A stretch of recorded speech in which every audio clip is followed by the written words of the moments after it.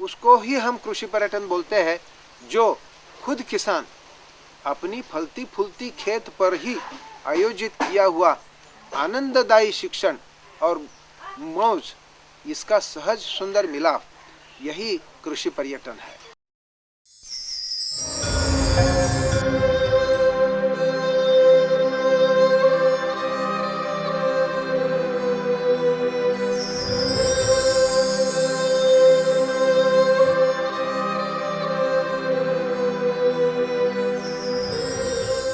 आने वाले दिनों में अगर दुनिया का अंत होगा तो इसकी वजह कोई अणुबम या कोई दूसरा हथियार नहीं, बल्कि बढ़ती हुई आबादी होगी। शहरों का विस्तार रोज हो रहा है, लोग शहरों की ओर भाग रहे हैं, छोटे छोटे गांव नष्ट हो रहे हैं, झोपड़पट्टियां बढ़ रही हैं, खेती की जमीनों पर आक्रमण हो रहा है, खेती का उत्पादन दिन ब दिन कम होता जा रहा है। जितने लोग बढ़ेंगे उतनी ज्यादा अन्न की जरूरत पड़ेगी, मगर लोग घर, गाड़ी, बंगला और बंगले में लगने वाली सुख सुविधाओं की निर्मित के बारे में ही सोच रहे हैं। अन्न निर्मित की फैक्ट्रियां बंद करके सुख साधन निर्मित की फैक्ट्रियां बढ़ा रहे हैं। खेती की जमीनों पर सुख साधन निर्मित करने वाली कंपनियों का कब्जा हो रहा है। खेती का उत्पादन दिन ब दिन कम होता जा रहा है, इस कारण महंगाई भी बढ़ रही है। रोज खत्म होता जंगल, नदियों का प्रदूषण, बेहिसाब निकाली जा रही रेत, पानी में रोज हजारों लीटर बहाया जाता है केमिकल, जिस कारण कम होती जा रही है मछलियां। कई देशों के कई इलाकों में आज लोग भूख से मर रहे हैं।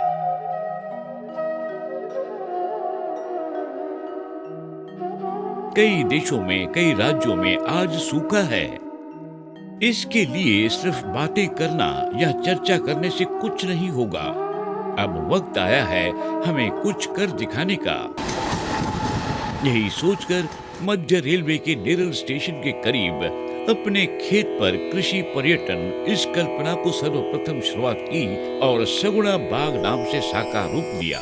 श्री चंद्रशेखर भरसावले ने इस महत्वपूर्ण प्रकल्प में श्री चंद्रशेखर भरसावले जी की पत्नी श्रीमती अनुराधा जी का महत्वपूर्ण योगदान है। यहाँ आने वाले पर्यटकों को कृषि के बारे में हर प्रकार की जानकारी अनुराधा जी और उनके सहयोगियों से मिलती है, जैसे कि कौन कौन से पेड़ पौधे औषधि हैं।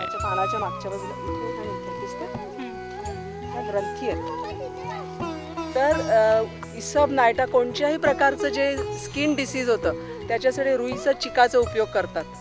त्याच्यानंतर दुसरा म्हणजे शेतकरी लोक समाजामध्ये ज्या वेळेला काटा जातो, खोल काटे जातात, तर तो काटा बाहेर काढण्यासाठी म्हणून थोडासा जिकडे काटा गेलेला आहे ती बाजू थोडीशी अशी ओपन करतात, उघडतात आणि मग त्याच्यामध्ये रुईचा चीक घालतात। तर रुईचा चीक घातला की कडेनी ती जखम जी आहे ती असं तो खोल खोल जात जातो आणि काटा सुट्टा होतो। मग खाल्ला नुसता दाबला की काटा किती खोल गेलेला असला तरी तो बाहेर पडतो। नैसर्गिक खाद यानी फर्टिलाइजर का उत्पादन कैसे किया जाता है और वह कितना प्रभावशाली है, यह बताते हुए उन्होंने कहा, ही आता जापानीज टेक्नॉलॉजी आहे, पण ही जपानवरनं आपण आणतो, पण सुरुवात त्याची पराशर ऋषींपासून झालेली होती। झाडांच्या बुडात टाकलं की झाडं आनंदाने अरे वा वा वा ग्लुकोज डी मिळाला असं म्हणायला लागतात। यहाँ हर प्रकार की कृषि यानी पेड़ पौधों की जानकारी पाकर पर्यटक संतुष्ट हो जाते हैं। पर्यटक कृषि के बारे में अनेक सवाल बिना किसी हिचक के पूछते हैं और समाधान तुरंत ही पाते हैं। कारण की ते जेवढं पातळ जेवढं कमी त्या होमिओपॅथी सारखं। सगुणा बाग कृषि पर्यटन केंद्र में काम करने वाले किसान सोमवार से शुक्रवार तक खेती में काम करते हैं और शनिवार तथा रविवार छुट्टी के दिन शहरवासियों को कृषि की जानकारी देने के लिए एक प्रोफेसर बन जाते हैं। याच्यामध्ये पाणी आणि ऑइल टाकलेलं आहे। या भांड्यामध्ये शेतामध्ये कीड असेल ती उडून लाईटवर येते, लाईटवर आली की ह्या पाण्यामध्ये पडते, पाण्यामध्ये पडल्यावर त्यांचे पंखानं ते ऑइल लागतंय. ऑइल लागलं की त्यांना उडता येत नाही. मग आपण काय करतोय, सकाळी पहिल्यांदा येतोय आणि बघतोय काय कुठली कीड आहे शेतामध्ये, ती आपल्याला ओळखता येते आणि त्याच्यानुसार काय पुढचे आपल्याला पर्याय करायचे आहेत ते करता येतात. सगुड़ा बाग कृषि पर्यटन केंद्र से उल्हास नदी बहती है। इस नदी में डुबकी लगाने में और WB राइड अर्थात पानी में भैंस की पीठ पर सवारी करने में बड़ा मजा आता है। सगुड़ा बाग कृषि पर्यटन केंद्र का भोजन भी बड़ा ही स्वादिष्ट होता है। खेती के खुले वातावरण में मेहमान लोग उनके रोजाना आहार की तुलना में अधिक मात्रा में भोजन लेते हैं। यहाँ का पॉन्ड हाउस सबके दिल की धड़कन है और तालाब के किनारे छोटे छोटे टेंट्स यानी तंबुओं में रहना एक रोमांचित अनुभव है। वैसे तो यहाँ का हर घर अपने गांव की याद दिलाता है। सगुड़ा बाग में जो भी उत्पादन होता है उसे यहाँ आने वाले पर्यटक खरीदते हैं, जिनका स्वाद इतना अच्छा होता है कि लोग भूल नहीं पाते और फिर से यहाँ आकर बार बार खरीदते हैं। सगुणा बागेमधल्या ज्या ज्या वस्तू आहेत, चिक्कू, पेरू, इतर पालेभाज्या, तांदूळ, गहू, फणस, वाल, हे तुम्ही जाऊन तिथे खरेदी करा की जेणेकरून तुम्हाला उच्च प्रतीचे चांगल्या गांडूळ खताचे प्रोडक्शन म्हणजे तिथल्या पालेभाज्या तुम्हाला खायला मिळतील की ज्या आपल्याला बाहेर मिळत नाही। सगुड़ा बाग कृषि पर्यटन की शुरुआत कब और कैसे हुई, यह बताते हुए श्री चंद्रशेखर जी ने कहा, किसान बनने के बाद 10 साल अमेरिका छोड़कर आया। 10 साल कुछ कहीं दिखाई नहीं दे रहा था, पूरा अंधेरा था और मानसिक दबाव में ये जिंदगी जीना मुझे पसंद नहीं था, इसलिए मैं कुछ भी करने के लिए तैयार था। बहुत बड़ा नाग कोबरा हमारे खेत पर दिखाई दिया। जैसे ही वो सांप दिखाई दिया, हम बहुत कोशिश किया और 2 घंटे के बाद उसको पिंजरे में बंद करके, गोनी में बंद करके, फिर मैं बम्बई में हफकिन इंस्टीट्यूट के पास लेके गया और उनको दे दिया। तो समाज में मुझे एकाएक से प्रतिष्ठा मिलना शुरू हो गया। तो फिर लोग आना शुरू हुआ, बोले क्या हम इस पेड़ के नीचे बैठ सकते हैं। उनको उस पेड़ का नाम मालूम नहीं था, तो मैंने उनको नाम बताया, उस पेड़ के बारे में और जानकारी भी दिया। तो इस तरह से अलग अलग पेड़ों का नाम, पेड़ पौधे खेत में जो भी थे, वो सब चीज़ों का मैं उनको जानकारी दिया। मुझे लगता है कि उसी वक्त इस देश के कृषि पर्यटन का जन्म हुआ। सगुड़ा बाग में खेती से कौन कौन से उत्पादन लिए जाते हैं, कौन कौन सी प्रवृत्तियां हैं, इसके बारे में बताते हुए श्री चंद्रशेखर जी ने कहा, एक तो है हॉर्टिकल्चर, जिसमें नारियल, आम, चिक्कू और केले ऐसे अलग अलग फसलें हैं। दूसरा है एग्रो फॉरेस्ट्री, जिसमें बांस, बाम्बू, साग है, टीक और खाया और ग्लिरिसिडिया ऐसे अलग अलग पेड़ पौधे हम उगाते हैं। तीसरी प्रवृत्ति है छोटा सा दूध का व्यवसाय। हमारे पास गाय है, भैंसें हैं, बछड़े हैं, बैल है। चौथी प्रवृत्ति है मछली पालन। तो हमारे पास 6 तालाब है। 6 तालाब में मिलकर 7, 7.5, 8 एकड़ में हमारे पास हम रेन वाटर हार्वेस्टिंग करते हैं और रेन वाटर हार्वेस्टिंग करके उसमें 8-10 हज़ार किलो मछली पैदा करते हैं। महा झींगा, बड़ा झींगा होता है, उसको भी बनाते हैं। ये मछली महा झींगे से हमें अच्छा खासा उत्पादन मिलता है। 5वीं प्रवृत्ति जो है वो फील्ड क्रॉप्स है, जैसे कि धान उगाते हैं, उसके बाद अलग अलग सब्जियां उगाते हैं, मूंग, चौली और प्याज, ये अलग अलग फसलें हम फील्ड क्रॉप्स में लेते हैं, जिनका आयु 3-4 महीना, 5 महीना इतना छोटा आयु होता है। तो इस तरह से ये 5 प्रवृत्तियां को लेकर हम कृषि पर्यटन, ये 6ठी प्रवृत्ति जिसका इंटीग्रेशन हम एग्रीकल्चर से बनाए। क्या इस देश का हर किसान कृषि पर्यटन केंद्र बन सकता है?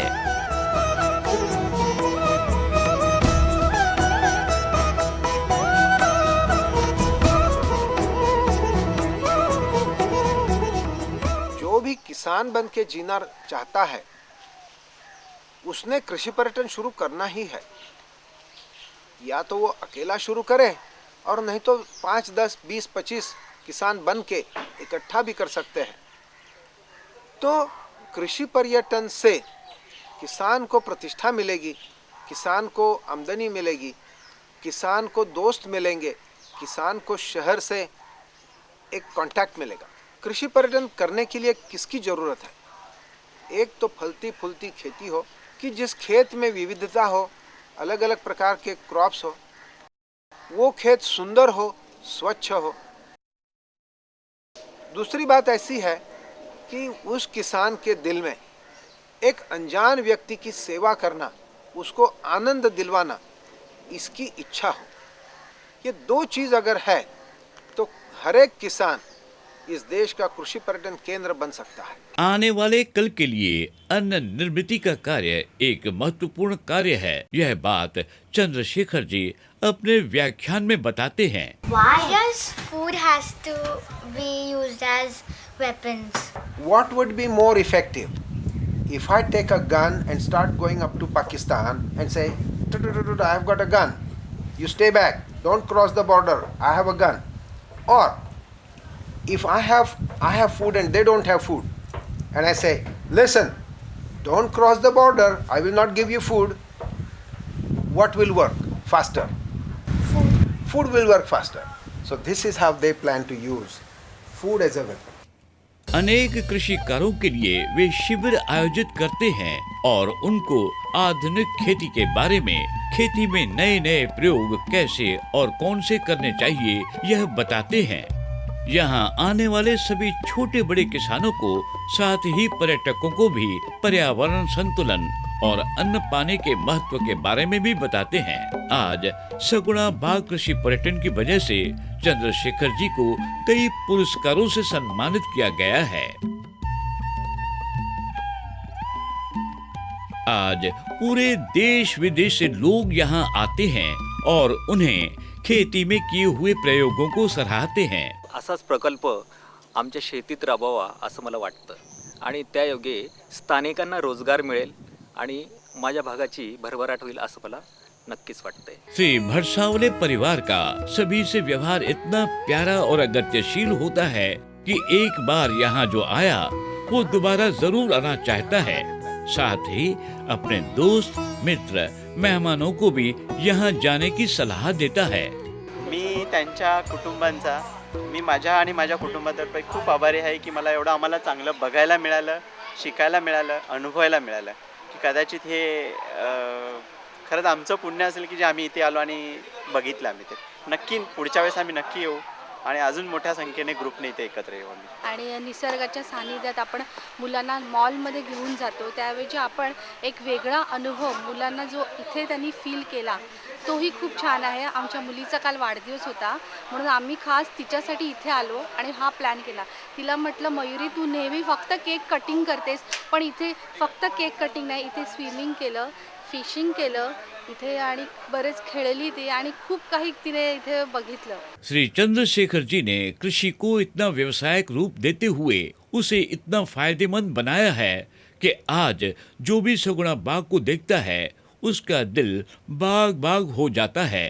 When I have seen the site on the internet, I was really delighted, and I thought that why not to arrange this tour of the senior citizen. When I see in detail, and really whatever I have seen on the internet, the same was experienced today. We have visited the lake, then we have visited the fish pond, then we have done the boating also, and the food quality and the hospitality, that was excellent. I didn't saw my village, but when I came here, I find my village. I get all the information about the trees. सगुना बाग एक ऐसी जगह है जहाँ पे अपने गांव के हर लम्हे पुनः याद दिलाती है। असं झाल्यामुळे माझा छोटा म्हणतो, मम्मा 28 जूनला माझ्या बर्थडेला पण इथेच यायचं आहे आणि सगळं जे त्याला जे अर्ध राहिलं त्याचं परत जे रिपीट करायचं ते सगळं त्याच्या बर्थडेला इथे रिपीट करायचं। नाही, एकदम असा चांगला स्पॉट आहे, पिकनिक स्पॉट आहे। खरं तर आम्ही हा पिकनिक स्पॉट म्हणून एन्जॉय करायला आलो होतो, पण यातून आम्हाला काय मिळालं तर आमच्या मुलांना शेतीचा खरोखरचा अनुभव जो आम्ही गावी ग्रामीण भागात जाऊन घेतो. कारण टेनमध्ये बाहेर आल्यानंतर असं वाटतं की झोपडीतून आम्ही गावातून बाहेर आलो. त्या आंब्याच्या झाडाखाली आंबे तोडताना आमच्या मुलांना खरोखर त्या शेतातला अनुभव मिळाला. I enjoy in water. त्यामुळे ह्या सगुणा बागेचं खूप कौतुक करा एवढं खूपच थोडं आहे.